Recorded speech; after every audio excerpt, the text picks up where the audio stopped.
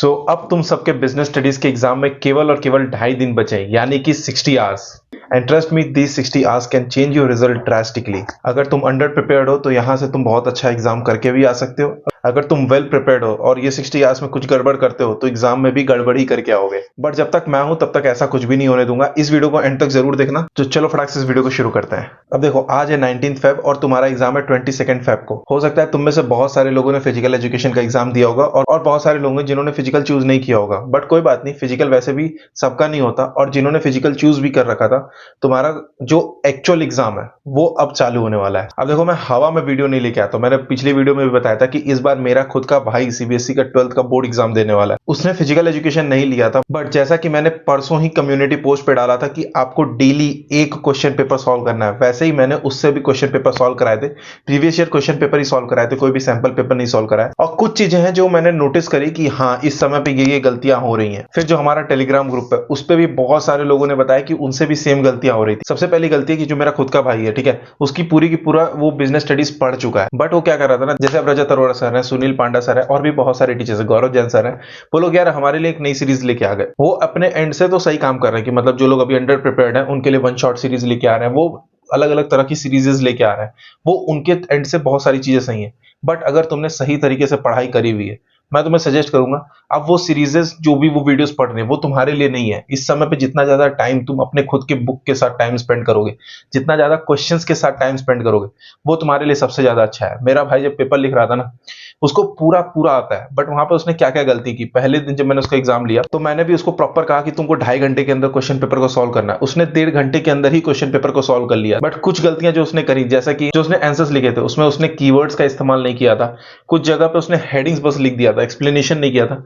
और जब मैंने उसकी कॉपी चेक की थी ना, क्योंकि वो वेल प्रिपेयर्ड था, उसके बाद भी उसके 80 में से 55 नंबर है, 55 मार्क्स। और ये गलती उसको तब तक नहीं पता चलती जब तक वो क्वेश्चन पेपर को सॉल्व नहीं करता। अब उसने क्वेश्चन पेपर सॉल्व किया तो उसको ये चीज पता चल गई कि हाँ, कीवर्ड्स लिखना कितना ज्यादा जरूरी होता है, अंडरलाइन करना कितना ज्यादा जरूरी होता है। और तो और जब आप एग्जाम एनवायरनमेंट के अंदर पेपर लिखते हो ना, तो आपको पता चलता है कई बार आप छोटी मोटी गलतियां कर देते हो। जैसे उसने एमसीक्यूज के अंदर गलती करी, एक दो ऑप्शन ऊपर नीचे लगा दी, तो जो उसका एंड रिजल्ट है वो तो गड़बड़ हो गया ना। हो सकता है कि उसके दिमाग में उस समय सही आंसर चल रहे होंगे, बट जो तुम्हारे कॉपी पे लिखा हुआ है वही है फाइनल। तो ऐसी करके बहुत सारी गलतियां होती हैं जो तुम जब क्वेश्चन पेपर को सॉल्व करोगे तब तुम्हें पता चलेंगी। इसीलिए मैंने तुम सभी को बोला था कि तुम्हें डेली कम से कम एक ना एक क्वेश्चन पेपर तो सॉल्व करना है। अगर तुम 2 क्वेश्चन पेपर को सॉल्व कर लेते हो तो वो तो बहुत ही अच्छी बात है, बट मिनिमम एक तो डेली लेवल पे सॉल्व करना है, ताकि जब तुम 22 तारीख को एग्जाम देने जाओ तो एकदम ऐसा ना हो जाए कि भाई ये क्या हो गया, ऐसा कुछ तुम्हारे साथ झटका तुम्हें ना लगे। तो ये तो मैंने उन लोगों की बात कर ली जो अच्छे से पढ़े हुए हैं, मतलब जिनका एक बार पूरा पूरा सिलेबस उन्होंने कंप्लीट कर लिया था, उसके बाद कम से कम एक बार तो रिवीजन कर ही लिया, ये उनके लिए हो गए।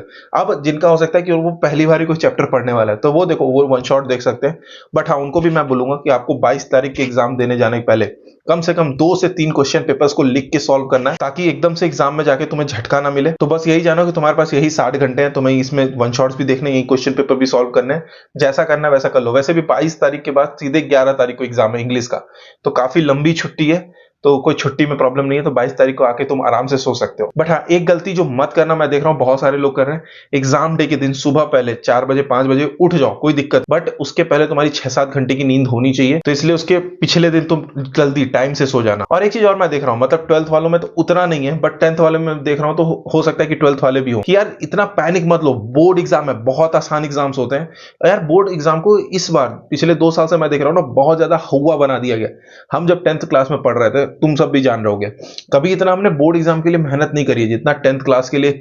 देख रहे हो, मैं मतलब नाम नहीं लेना चाह रहा हूं, बट देख रहा हूं ना कि 10th के लिए कैसी युद्ध छिड़ा हुआ है। और सेम चीज 12th के लिए भी है। बहुत सारे टीचर्स अपने लेवल पे अच्छी मेहनत कर रहे हैं, बट वो एक कंपटीशन वाली जब चीज आ, ठीक है, वो अपने एंड से कॉम्पीट कर रहे हैं, वो सब सारी चीजें उनके लिए ठीक है। बट अगर तुम हर टीचर की वीडियोस को फॉलो करने लगोगे तो तुम बुक के साथ कब टाइम स्पेंड करोगे, तुम एक्चुअल में बुक रीडिंग कब करोगे। और ये चीज तो तुमने भी नोटिस करी होगी ना, कि जब आंसर्स हमारे सामने होते हैं और हम उसको रिवाइज कर रहे होते हैं तो हमें लगता है भाई ये चीज हमें आ रही है, बट वही जब बुक बंद कर दी जाती है उसके बाद तुमसे कोई चीज पूछा जाता है, रिकॉल करने के लिए बोला जाता है, तब तुम्हें वो चीज नहीं आ रही होती है। इसीलिए इस समय पे सबसे ज्यादा एक ही टाइप ऑफ स्टडी तुम्हारे लिए इफेक्टिव हो सकती है, वो है सेल्फ स्टडी। जितना ज्यादा हो सके तुम क्वेश्चंस पेपर को सॉल्व करो, जहां जहां तुम्हें गलतियां पता चल रही हैं। जैसे तुम्हें पता चलता है कि तुम्हें मार्केटिंग मैनेजमेंट के चैप्टर्स के क्वेश्चन उस समय पेपर सॉल्व करते वक्त नहीं आ रहे थे, देन तुरंत तुम मार्केटिंग मैनेजमेंट का चैप्टर उठाओ, जो भी तुमने नोट्स बनाई होंगी उसको तुम रिवाइज करो, जहां जहां पे तुम अटके हो उसको अच्छे से रिवाइज करो कि कीवर्ड्स को देखो। देन फिर नेक्स्ट जब क्वेश्चन पेपर सॉल्व करोगे तब वो देखना कि मार्केटिंग मैनेजमेंट में वो उस तरह के जो क्वेश्चंस आ रहे हैं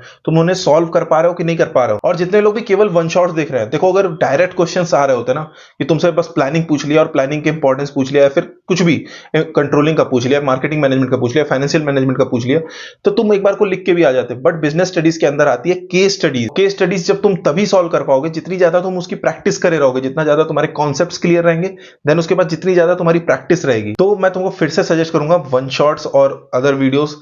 अगर तुमने कुछ भी नहीं पढ़ा है देन तो तुम उसको देख लो, बट इस समय पे अगर तुमने अच्छे से पढ़ा हुआ है या फिर तुमने एक दो बार रिवीजन किया हुआ है, तुम्हें आती हैं चीजें, एक दो बार क्वेश्चन पेपर्स को लिखो, तुम्हें पता चल जाएगा कहां कहां पे तुम क्या क्या गलतियां कर रहे हो, और फिर उन गलतियों को सुधारो, then next question paper solve करो। और ये मैंने पिछली वीडियो में भी कहा था कि सैंपल पेपर एक तरह का स्कैम होता है, एक दो ब्रांड को छोड़ के सैंपल पेपर कोई अच्छा नहीं बनाता है। इसीलिए मैंने पिछली बार भी सजेस्ट किया था कि तुम प्रीवियस ईयर क्वेश्चन पेपर्स हैं उनको सॉल्व करो, या तो जो सीबीएसई तुम्हें सैंपल पेपर्स देती है उन्हें सॉल्व करो, और उसके साथ साथ तुम्हें आंसर की मिलती है, वहां पे दिया रहता है कि वहां पे तुम्हें किस तरीके से खुद को मार्किंग देनी है कि आधा नंबर हेडिंग का होता है, 1.5 नंबर एक्सप्लेनेशन का होता है, वो तुम्हें वहां पे साइड में ही दिया हुआ है। देन उसके बाद तुम जब आंसर्स को चेक करना उस मार्किंग स्कीम के हिसाब से चेक करना, और फिर अपने आप को इवैल्यूएट करना। और जितना ज्यादा तुम क्रिटिकल चेकिंग करोगे ना, जितने ज्यादा अपने नंबर अभी काटोगे और अपनी गलतियों पे काम कर लोगे, उतना ज्यादा होगा ना कि वो सीबीएसई के जो चेकर है ना वो तुम्हारे कम नंबर काटेंगे। और अब देखो जितनी ज्यादा वीडियोस हो सकेंगी मैं उतनी वीडियोस ला दूंगा जहां जहां तुम्हें जरूरत रहेगी, बट तुम्हें भी थोड़ा सा एक्टिव होना पड़ेगा। तुम्हारे लिए मैं बहुत सारी कम्युनिटी पोस्ट डालता रहूंगा टाइम टू टाइम।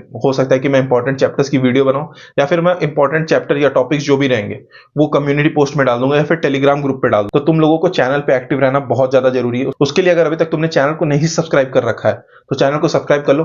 अब देखो मैं जो पहले डिमांड कर रहा था मैं नहीं करने जाना डिमांड, अब तुम्हारे हाथ में, तुम्हें सब्सक्राइब करना नहीं करना। सब्सक्राइब कर लोगे तो कम्युनिटी पोस्ट तुमसे मिस नहीं होंगी, तो तुम उन चीजों पे ध्यान दे दोगे। और टेलीग्राम ग्रुप भी ज्वाइन कर लेना, क्योंकि वहां पे भी मैं डाल दिया करूंगा तो तुम्हें वहां पे भी मिल जाएगा। और लाइक शेयर तो अब तुम्हारे हाथ में, क्योंकि अब तुम्हें पढ़ाई करनी है। अगर तुम्हें शेयर करना होगा तुम शेयर करोगे, तुम्हें वीडियो पसंद आई होगी तुम वीडियो को लाइक करोगे। अब मैं कुछ नहीं बोलने वाला, बट हाँ चैनल को सब्सक्राइब जरूर बोलूंगा, नहीं तो फिर वो कम्युनिटी पोस्ट जो होती है ना तुम मिस कर जाओगे। तो जाओ पढ़ाई करो। फिर से मैं एक बार वीडियो को समराइज कर देता हूं कि तुम्हें, अगर तुमने कुछ भी अभी तक नहीं पढ़ा हुआ है तभी वन शॉट्स देखनी है, नहीं तो अगर तुमने एक दो बार रिवीजन किए हुए हैं देन क्वेश्चन पेपर को सॉल्व करो।